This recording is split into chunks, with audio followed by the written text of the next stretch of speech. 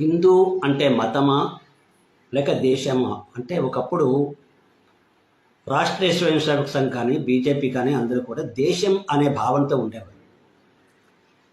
హిందూ సంఘటన అంటే ఈ దేశంలో ఉండే ప్రజలందరూ కలిసిమెలిసి ఉండాలి అని. కానీ ఇప్పుడు హిందుత్వం అంటే మారిపోయింది అర్థం. హిందుత్వం అంటే మతం. ఈ మతం యొక్క లక్ష్యం ఏమిటి, వీళ్ళు చేసే పనులు ఏమిటి అంటే చక్కగా దేవతార్చన చేసుకునేటటువంటి వాళ్ళు దూషించడం. శ్రీరామ నారాయణ అనుకుంటే కొడతాం, క్రైస్తవులు తిడతాం, మహమ్మదీయులు దూషిస్తాం. ఇది ఇప్పుడు హిందూ మతం.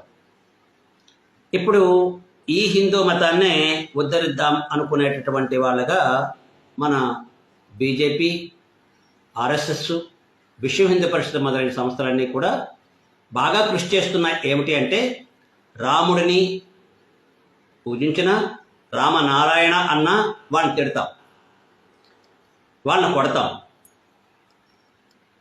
ఇంకా వాళ్ళని బద్నాం చేస్తాం అనుకునేటటువంటి వాళ్ళు వాళ్ళని నెత్తినేసుకుని తిరగడం.